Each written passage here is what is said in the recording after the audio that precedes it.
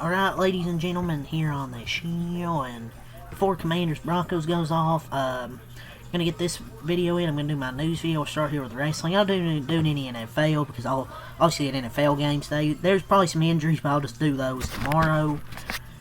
So let's talk about some wrestling. So this came out during for War Games.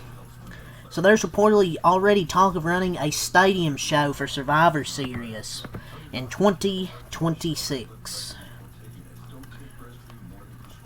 TKO and WWE. Maybe baseball stadiums are probably perfect for Survivor Series. No need to go to NFL stadiums. But just give us a race from the War Games concept next year, please, because it's getting old. But it's just if there's another War Games, no. But if there isn't, okay, fine.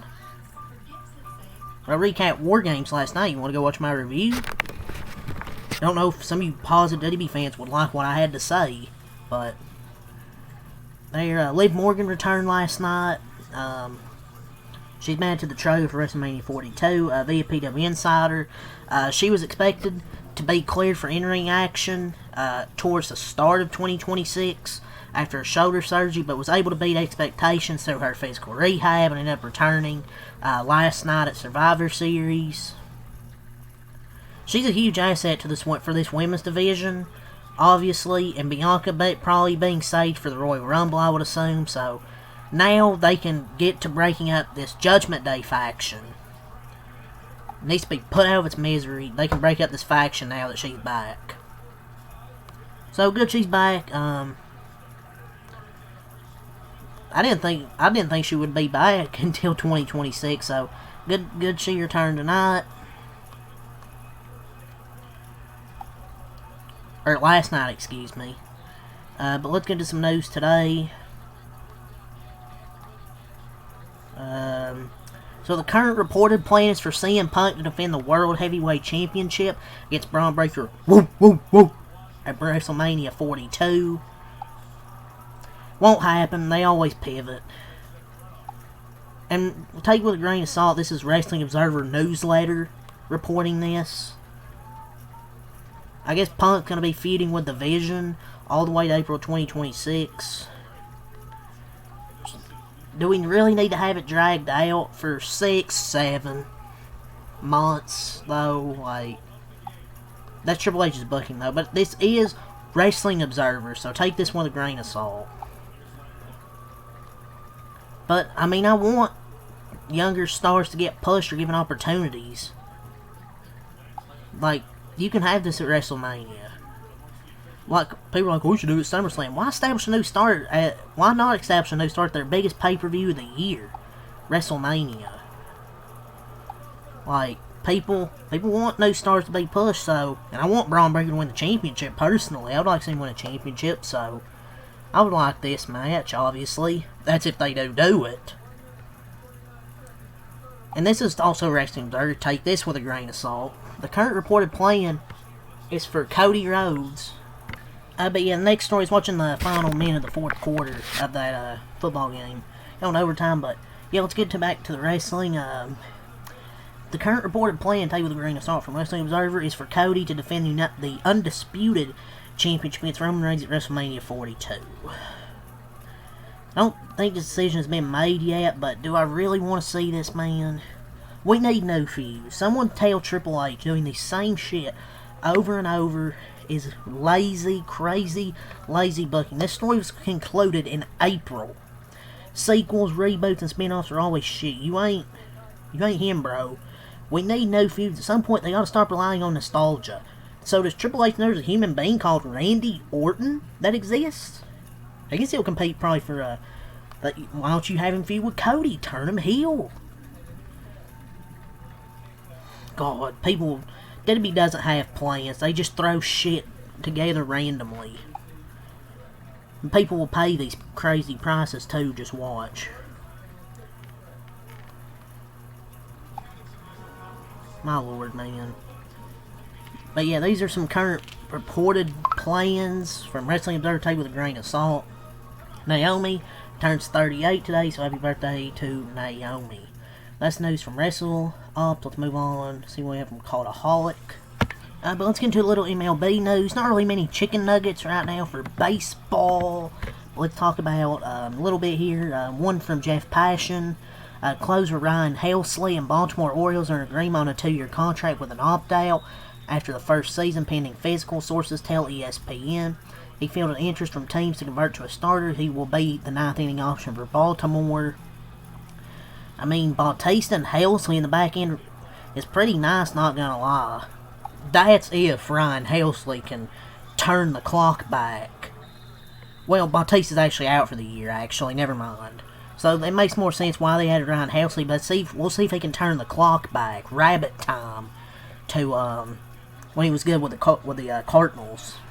Because he had a really shitty year for the Mets. We'll see what happens. So, Mike Elias was very transparent about his priorities this offseason. You know, getting a closer, Ryan Helsley, an impact bat, preferably an outfielder with Taylor Ward. They have to add a front line starter because that rotation, we'll see. But see if anything from MLB deadline news. Let's move on here. See if any other little chicken nuggets. We have some here. One here. The Rays are showing interest in free agent right-handed pitchers Zach Eflin and Adrian Houser. Per the TB Times. I mean, we'll see. I could definitely see him bringing in Zach Eflin, but I don't know if that Rays fans will want that. I feel like they probably maybe prefer Adrian Houser. The Marlins, they've expressed interest in free agent right-handed pitcher Pete Fairbanks. No way they're going to outbid others, though, for Pete Fairbanks. They expressed interest. Nice. You're not going to get him, though. Kyle Schwarber's free agent market value per spot rack. 4 years, $99.6 million, where he'll be playing baseball. Sam Hintages. San Francisco Giants agreed to terms with him on a 1-year, $1.4 million contract. Dumpster diving is Mr. Posey. So we talked about wrestling, MLB. Let's move on here. So we got one thing here from Shams Charania. Seth Curry intends to re-sign with the Golden State Warriors on Monday to a deal for the remainder of the season. Sources tell ESPN Curry, Seth, who shot an NBA best 45.6% from three-point range, joins older brother Steph Curry on the Warriors for his 12th season in the league. Guess they say they got the Splash Brothers. Oh boy, another small guard. Well, Seth I actually don't mind because he can actually shoot. 45%, he can actually shoot, unlike the other small guards they have. I mean, we're going to play 3 and 4 guards at the same time and break down defensively, but I actually don't mind Seth Curry, obviously, because at least he can shoot, like I said, unlike these other bums on the team. Pods and Buddy Hield should never see minutes again once Melton's back. I'm dead serious. They're going to sign Seth Curry for the remainder of the season, kind of as we all thought they would. It's really all from Shams. See if we have anything from NBA Central. Guess here's a little thing. Danny Green says Draymond Green is a role player. If you put him on Charlotte, he's still a superstar. Of course he is. Nobody's debating if he's a superstar. He made a Hall of Fame career off being a role player with elite defense, and that's okay. You don't have to be some superstar. He's made a Hall of Fame career being off a role player, and that's okay with elite defense.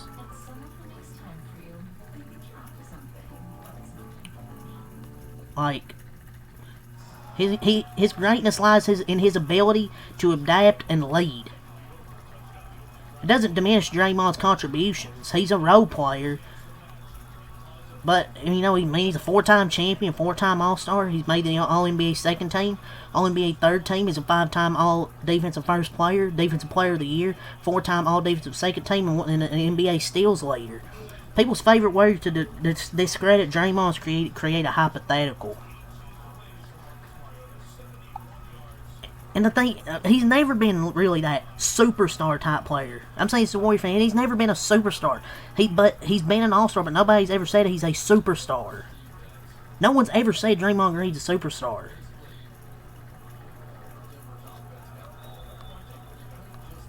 I mean, I don't know why people are trying to discredit Draymond Green just because he's not a superstar.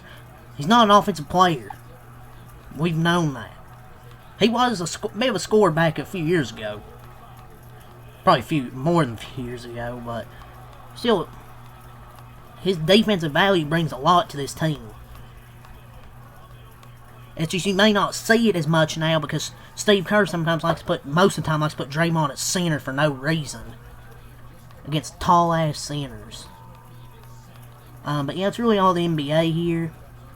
The Pelicans and Pacers are teams to watch for Jonathan Kuminga. So Pelicans and Pacers are some teams to watch. The Bucks, Clippers, Heat, Blazers, and Grizzlies are teams to watch for DeMar DeRozan. Clippers suck and they're already hot as hell. Watching for DeMar DeRozan. Nice.